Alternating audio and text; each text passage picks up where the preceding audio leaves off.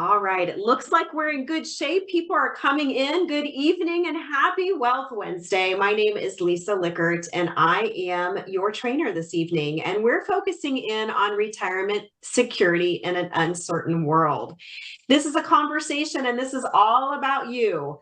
I have a lot of words and a lot of slides, but what I want to make sure happens is that everybody here asks the questions as they come up. Pop them in the chat. Let us know what's going on. We have somebody monitoring the chat so we can answer your questions as we go. And like I said, we're here to serve you, so your questions matter, and please do not hesitate. We'll also have a couple of polls as we go through this evening, and those are designed to really be thought-provoking, but also to get our mindset in the place that we need to as we talk about various topics this evening. Without further ado, let's talk about some secrets about money. The first thing we want to talk about this evening, because of our topic, is really about wants and needs.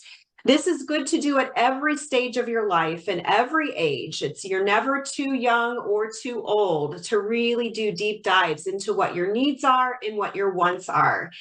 And people typically don't have these answers, so don't feel badly if you're struggling to define these and know what these are for yourself.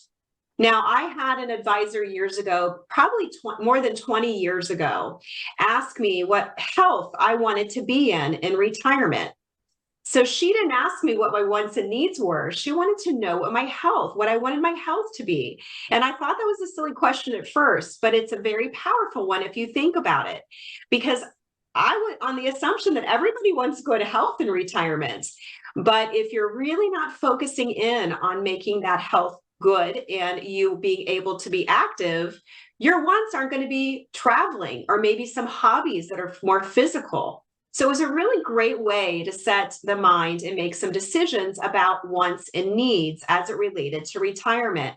And that's really your foundation. You want to start with asking yourself those really difficult questions. And to be honest, as life changes and as we get older, those answers can get a little bit different. First polling question tonight. So what is most important to you? This is a hard question because all of these are likely important to you, but on the polling question that you're going to see on your screen real soon, I'm hoping you're going to see it on your screen real soon. Pop it up, please. The first polling question. Lisa, we're going to move to the second one, please. Well, what we'll do instead is we're going to ask people to drop in the chat what your answer is on this polling question. So we're having some technical difficulties this evening. And so the question is, what is your most important? So A, is that guaranteed income that lasts a lifetime? Is that protection against inflation or rising cost? Is it avoiding big losses in those market with those downturns? Or having control and flexibility over your plan? Which is the most important? Going to open up my chat just a little bit here to see if I can follow it closely since our polling's not working and not on our side. Guaranteed income for life looks like it's leading here. We do have a few folks wanting to keep some control over their plan. Okay, thank you for answering. Those that were able to drop in the chat, I really appreciate it. It is very helpful because I will be focusing in on some information that might be helpful to you as we talk this evening that hones in on that guaranteed income component. All right, so next, here are the key risks in retirement. These are probably not surprises to anybody logging in tonight or watching from home on YouTube. We have longevity, we have inflation, we have the distribution timing, and we have medical and healthcare costs. Those are the main risks in retirement. And so as we're talking about retirement in an uncertain market, these are the four main, and you want to absolutely have a balanced approach. So you want to have a plan that really addresses all four, not heavy in one area and light in the other. So longevity is a risk. We all want to live as long as we possibly can, right? So if you think about how Social Security was established, it was really established for people after they're done working to retire at around age 65 and live 2 to 5 years. But we all know that people are living much longer than that. And so a healthy, long life is something that we all strive for. And we're in retirement for 20 plus 30 years. And so if you think about how long people are living these days, 50% have a chance in a couple, 50% have a chance to live to over 90 years old. Isn't that amazing? And so longer you live, the more money you need. And so outliving your income is a real thing. I'm going to double check the chat where it seems like we're doing okay. So careful planning is really the only way you're going to be able to manage through the longevity piece. Certainly, we can debate all night long about Social Security benefits and what the levels are and if they're going to be around and all of those types of things. But if we're wanting to be able to cover our expenses and maybe some of those needs and not lean on family or government assistance, you really need to have some careful planning. And that's what we're all about tonight. So what is the secret? What's the real secret of guaranteed income for life? I think a lot of people that we talk with and we work with are shocked to understand that they could take information or accounts that they currently have, accounts that are more traditional that are built for growth, and convert them into accounts for income. Let's give an example. So a 401k or an IRA, an old one from a past employer. This is the most common that we find that people have. They didn't know what to do with it, so it's just still hanging out there in the old account and doing whatever it's doing. People don't understand that there are financial vehicles and there's options for them to roll that money in to plans that provide a little bit more oomph to them and help provide what we call that individual pension plan. And that's repositioning where you are not starting over. Now, you can absolutely start over and really think about and build out plans that do have a guaranteed income component. But 9 times out of 10, it's not about doing more. It's just repositioning what you currently have. And these accounts, a lot of them are growth annuities, and they're not your old annuities that you probably heard of from your parents or your parents' parents, where they're high fee, low growth. These are long-term annuities that are growth annuities, and they come with some great features that really help you with that balanced portfolio, not just providing that guaranteed income. It prioritizes your gains, and what that means is that your floor is 0. So you might have a cap strategy where you're not going to gain exactly like the market, but you do not have those drops in losses. And when you take a look at a 20-year period, a capped strategy will always outperform an uncapped strategy. That's what these plans will do for you. Another thing, it limits the drag you have on your account from fees. So if you think about a 401k or an old IRA, you have fund fees that are baked in there that cover administrative costs and managing costs. In a growth annuity, for example, you don't have those fees. And so your money is working harder for you. And they're components of annuities where you have a growth annuity and then you convert it over to what's called an income annuity, and you get paid for life. Means you can never outlive your income. That's the secret. People don't know these are out there, and they don't really understand that they can work with the money they currently have and reposition. All right, now we get to talk about something else that's really fun, which is inflation. So we've had a little bit of cooling with inflation, but I think we can all agree that inflation is a thing, and your purchasing power is very limited over time and as the years go on. One of the favorite quotes that everybody I think a lot of people are familiar with, I shouldn't say everybody, is that when you pay $15 for a $10 haircut that you used to pay $5 for when you had hair, which I think is the funniest part of that quote. That is just a true reality that we live, and you have to plan for it. I got a giggle out of this one. Now, I hope that my retirement is 45 years if we're talking about inflation and retirement, because we're comparing 1980 to 2025. but it's 5.5 times more expensive. When you talk about a Honda Accord, and that just really kind of smacks you in the face when you think about inflation. So how the heck do we plan on inflation, and what do we do? Why does it matter? Why does it matter? When you're in a fixed income, especially with the Social Security benefits, it is very challenging to manage through inflation. And so you can't necessarily make more in retirement, can you? Because you're not bringing in income. You have to rely on your retirement plans to do all of that work for you. And so one of the best kept secrets, let's keep on the track of those old 401k IRAs, is that that money can work for you to offset inflation impact. And there's a couple of ways it could do that. I'm going to give you an example to be able to wrap your arms around this concept. We have a client that had rolled over her 401k recently into a growth annuity. That particular account was structured specific to her needs and wants in retirement, and we chose to recommend a growth annuity that had a bonus at rollover. Now, this bonus was a very high bonus. It was 23%. She paid 95 basis points, so less than 1% for that bonus. Day one, she had $44,000 more in her account than she did with her 401k. So think about that. Day one at rollover, that bonus. Now this one had a fee. Not all of them have fees. She paid the fee. She started off $44,000 more than what she had the day before. And then compounding interest was working on her behalf, right? That's pretty sweet. So you're already ahead.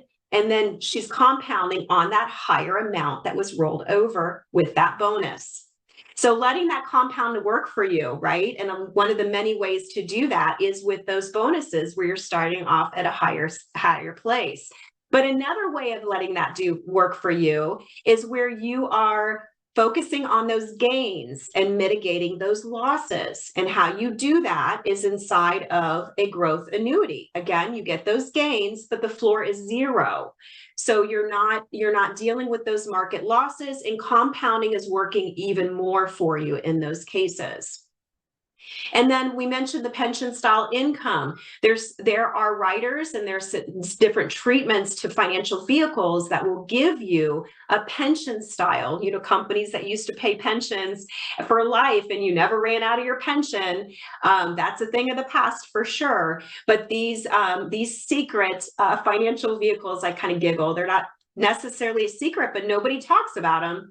They act just like an individual pension plan. Okay. All right. So another risk that everybody has to think about would be your distributions. So in distributions, one of the things that is the biggest concern is that sequence of returns. So you have this in every account that's out there in the open market, your IRAs, your 401k, your brokerage accounts, is when are you taking those withdrawals? And if you're taking those withdrawals in years with losses, that could be a huge dip in your retirement payouts and in your income.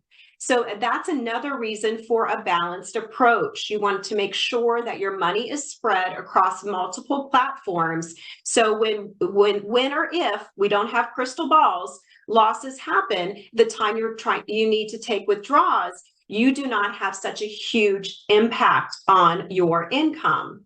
So how do you do that? Well, actually, let's illustrate what it could be. So scenario A shows that it's the same amount, $500,000, both in scenario A and scenario B, you're withdrawing $30,000. So what's the difference? The timing, the sequence of returns.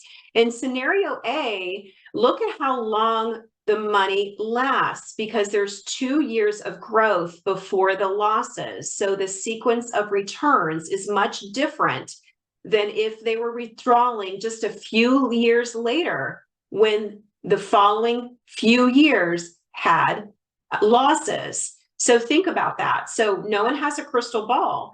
No one's saying put all your money in one bucket. But if you have your money in one bucket, look what could potentially happen to you. So you need to make sure that you spread that risk, again, that distribution risk. And there are many strategies to do just that in order to protect. 13 years in scenario B, and what is it, 24 years in scenario A. You can see how significant that is on your income in retirement. And again, I just covered actually this screen and the screen prior, just to kind of revisit. It really talks about that sequence of returns. The thing to think about is you don't have a crystal ball. So the only thing you can do is have a solid strategy where you have a balanced approach. You don't have all your eggs in one basket as you are taking withdrawals in your retirement. All right, so again, this is called Real Secrets of Money. So we always talk about secrets. And tonight we're really trying to keep examples very similar so you're not all over the place. And but there's many options out there. And the focus that we're wanting to have this evening is really talking about that compounding interest. And I don't think we're ready for the poll, so we may need to pull the poll off the screen if you guys are seeing that screen. Sorry about that for this evening. We're getting close, though, to the polling question. But the secret that most people miss is those market losses. What happens is when you're recovering from a loss, you are not experiencing any gains in those years, right? It takes several years to recover from those losses, but those years of recovery, just to get up to break even, you don't have gains. And so by the time you're break even and then you're starting to really kind of get ahead, you're still not technically ahead because you still have those years of you're trying to get to break even. So when you do the actual calculation, can you pull the polling question off the screen, please? I can't exit out of it. So, okay, I'm going to go back to the slides. If you guys have any questions, sorry, Lisa, I already take it. Okay, it's still on my. Okay, thank you for that, because it's still right on my screen and I didn't know if everybody else could see that as well. Okay, so if it's not on every screens, we're good to go. All right, so a lot of people don't understand that when you do have market losses, it takes quite some time to recover from those losses. So again, the balance approach is extremely important because you need those accounts of stability to help level out those accounts with peaks and valleys in those years to break even. And so controlling those losses controls your income, obviously. And so when you withdraw without those losses and you still have that compounding happening within your accounts, your income and your compounding work together. And that's what you really need to have in the diversification of your portfolio for your retirement. So a lot of things that we're talking about tonight clearly is financial security as it relates to your retirement uncertainty, and we're really doing deep dives into the risks. But I don't want people to think that all your eggs should be in one basket. A balanced portfolio is extremely important. But these secrets of protecting your principal against losses, having compounding without the losses, as well as financial vehicles that have bonuses. These are all available to everyone. There are no thresholds or barriers for these options. Okay, there we go. Okay, now we got the poll. So understanding healthcare costs is really important for us to the next risk that we're going to cover this evening. And so just, do we have the poll on now, or are we using chat again? I'm sorry, my screen is like so strange right now. Do we have the poll? Yes, awesome. We're using the poll. Yay. Okay, we're using the poll. And so A is you're just starting to learn about healthcare costs, especially in retirement and later in life. That you know the basics is B, but you need some guidance. Maybe C is you've done some planning, but you're not really sure if it's enough planning. And then D is you got it covered. You think you need to maybe fine tune, but you've got some things covered. All right, so People are putting their answers in now. I'm just going to wait for a few more seconds here as folks get their questions answered. All right. I do believe we have everybody's answers, and we're coming in at C, where you've done some planning, but you're not really sure if it's enough. So we'll focus in on that as we go through this next section. Thank you very much. Here. All right, so medical risk. So let's just kind of focus in on Social Security benefits. Again, we're not going to debate whether it's around when you retire or it's not, but I'm just going to walk through some numbers for you to put it in perspective, and then talk about some opportunities or some options to think about as you are solidifying your plan or maybe verifying if your plan is strong enough, okay? So taking a look at Social Security benefits, let's say for the last 35 years, you've averaged around, you're ready for retirement, for 35 years, you've averaged around $85,000. So that's going to put you with Social Security benefits around that $2,000 to $2,500 mark on a monthly basis. So for purposes of this evening, let's say $30,000 a year at that $2,500 mark. Well, if you think about Medicare premiums are going to take a little over $4,000 away from that income, and then you average in what the retiree spends on medical expenses, that's about $7,500 if you're looking at that 25%. So a little over $4,000 down from your 30,000, and a little over about 7,500 down from your 30,000. That leaves you 18 grand. So you have 18 grand a year or $1,500 a month. So just simmer on that a little bit, okay? And that again is just Social Security. Oopsie, I got crazy. Did I get crazy? Oh, I got crazy. There we go. Okay. So if you think about that $18,000 and you say, okay, I'm going to be in retirement for 20-ish years, look at your healthcare costs. This is just your medical expense of over $165,000 or around $165,000. Doing the math, it's simple math and it's very real. So that's what we're really kind of focusing on. How do we take care of that? And then on top of those healthcare costs, then there's some long-term care. Now, we all want to be healthy, but I think we all can agree there will be some time where we need support in our care. That could be home assistance, that could be a long-term care facility. It's going to be a little bit different for everybody. But when you look at the facts and you kind of look at what happens in most cases, you're going to at least have minimal needs. You might have some moderate needs. And so how do you cover for those expenses? And so just showing some nursing home cost in $100,000 a year. So how do you pay for $100,000 a year? Now, notably that if you have assets, you do have to liquidate those assets. So let's say you are placed in a long-term care facility and you have to sell your house in order to pay. You have to sell your cars, maybe other assets that you have. In Medicaid, has to see that you have exhausted your resources, and there is a look back period to ensure that happens before you even become eligible for Medicaid. And then when you become eligible for Medicaid, obviously, then it only covers a certain portion. So that means then there's certain facilities that you'll be eligible to live in, and other facilities that might be nicer for you to live in that you won't have access to. So how do we prevent this from happening? So we prevent it from happening in various ways. There are many financial tools to be able to help protect you during this time. Now, the most commonly known is that long-term care insurance. Absolutely, that's still around. However, the years of it being cheap are long gone. So it does have a nice price tag to it. And so obtaining that long-term care earlier in life is going to benefit you to keep those costs low. However, those premiums then would need to continue for many more years. And so you have to think through that cost benefit.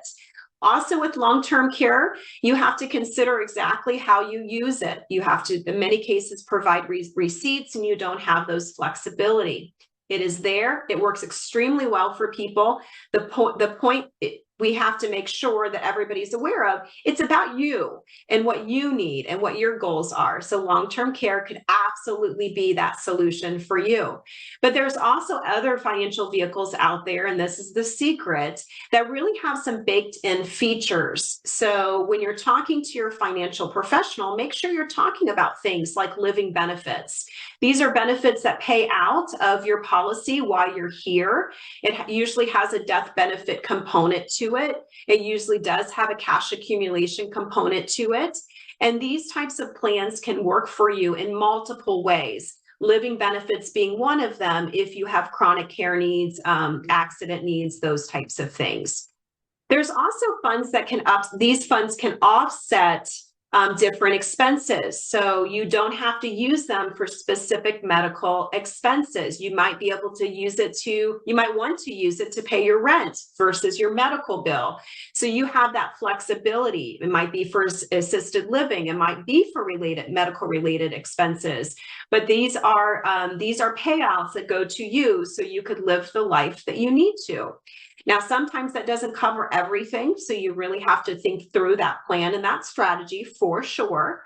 There's also things that happen in the guaranteed income world where you have a component or a rider that multiplies that payout. If they're called well-being, they're called multipliers, they're called a bunch of different other things that helps you in those times that you need long-term care, and they double the payout for a period of time so you can cover those expenses. So the secret is there are many options, not just that long-term care option to consider to be able to manage through those healthcare expenses as well as those medical costs. All right, this one's a funny question to me. So this is our next polling question. I always laugh about that. If you stop working today, so we have different age categories on the Zoom today, and I'm sure watching on Zoom as well, YouTube as well. If you stop working today, how confident are you that your income would cover your needs for the next 25 years? A is very confident, you have a solid plan. B is somewhat confident, but you have some gaps or questions. C, not so confident, you don't have a plan, or you haven't thought that far ahead. So do we have the poll running? We do. I think we do. We think we do. All right. We have a few more people to answer here. Wait just a couple seconds. All right.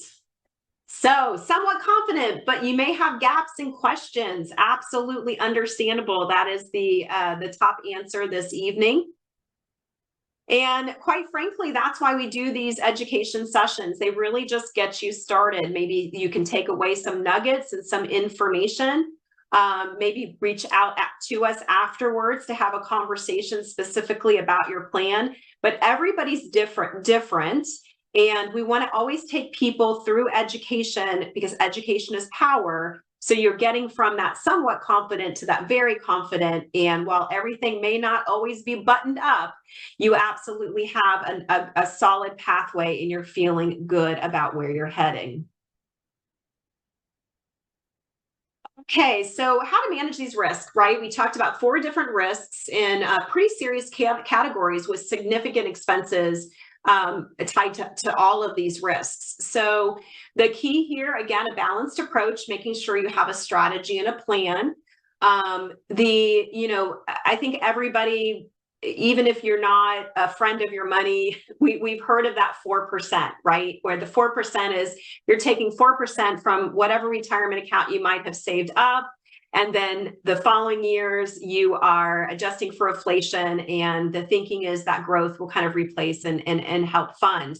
But we put in praying in parentheses because this cannot be, again, all eggs in one basket. And that's your only plan of action. There's absolutely, diversification of your portfolio. And the 4% rule does work in part, but it can no longer run the show for any of us in retirement. And I hope that we were clear about that in this evening's conversation. So The planning steps, you just want to make sure you are becoming one with your expenses. What are those wants and needs? You want to make sure that you understand what essential expenses are in retirement and what those voluntary expenses are and what they mean to you and your quality of life.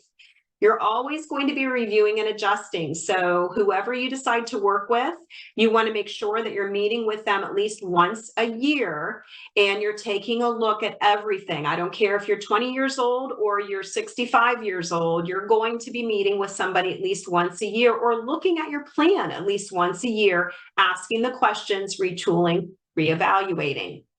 You have to always be adjusting. Life happens, right? I mean, I think in any given week, 3 things could happen in our lives that just kind of turn us upside down. So things happen all the time. We need to make sure that we're rebalancing things. We need to make sure we're adjusting goals. We understand exactly what the concerns are. Things happen in our family, things shift.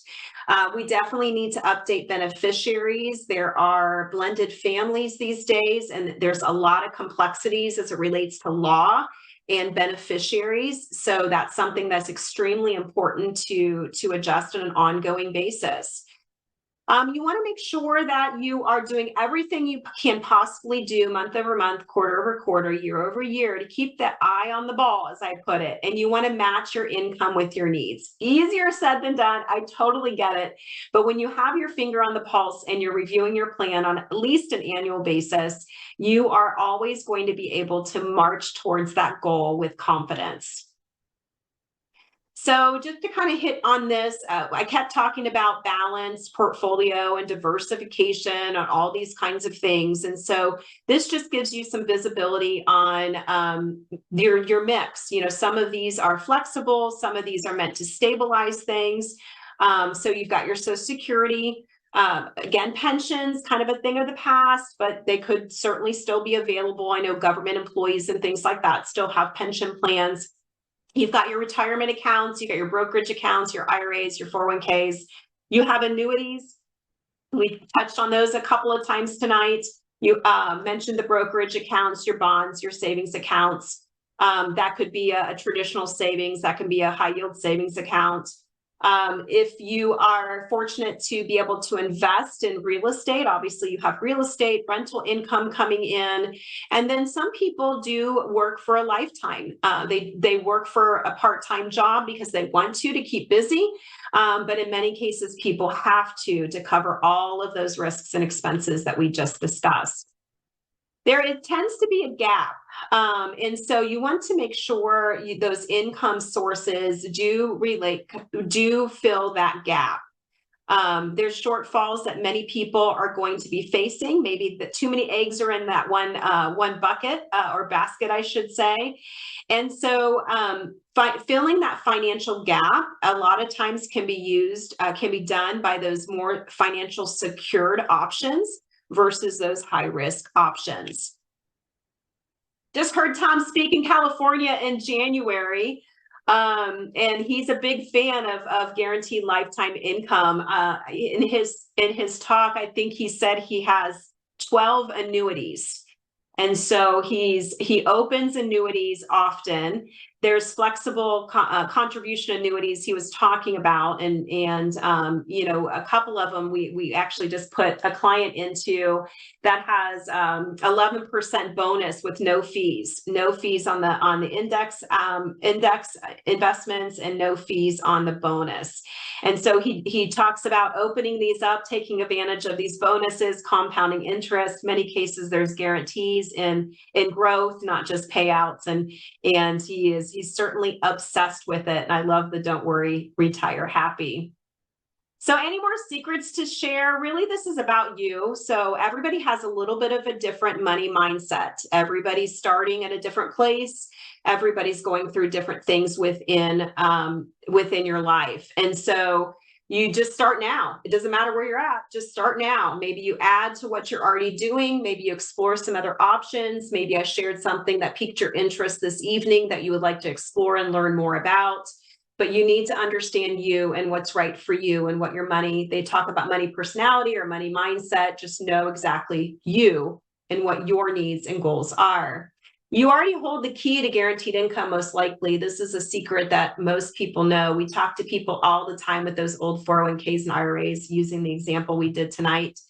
And they're amazed at what their money can do for them, and they find it fascinating. I did as well. So my strategic partner, my business partner, Shirley Liu, absolutely love her. She changed my life about 5 years ago. When I shared with my financial advisor, he's a really close friend, Morgan Stanley. I was sharing with him what Shirley had shared with me and the potential for a couple of my accounts, and learned from him that he wasn't able to touch what she was able to do for me, and wished me extremely well. And so I found that fascinating, because I thought I knew what I needed to know.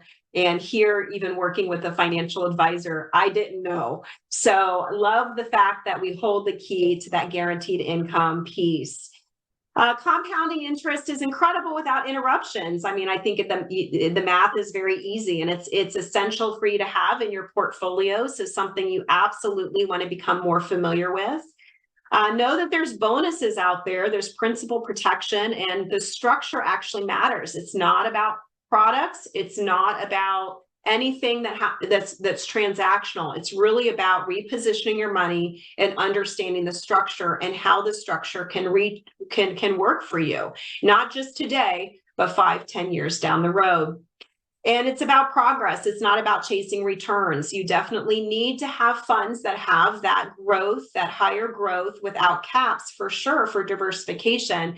But the portion of those funds in those types of accounts, they're going to be changing as your life changes, for sure. And it becomes less about chasing returns, and it becomes more about maximizing your money for that lifetime income. All right, so whoever invited you here today, I hope you say thank you, thank you. I learned a lot of nuggets of information, found it interesting, piqued my curiosity, want to know more, want to learn more about what I can do to protect, and in certain times, my current money, but certainly my retirement planning. So everybody's situation is different. It takes a one-on-one conversation, for sure. And so no obligations. We do this because we lead with education. At the end of the day, if we do our jobs and we share as much information as we can, so you are empowered to make decisions, 9 times out of 10, clients come to us because they want our help. With that, I'm Lisa Lickert. I thank you so very much for being on this evening. I am happy to open up the chat for questions. If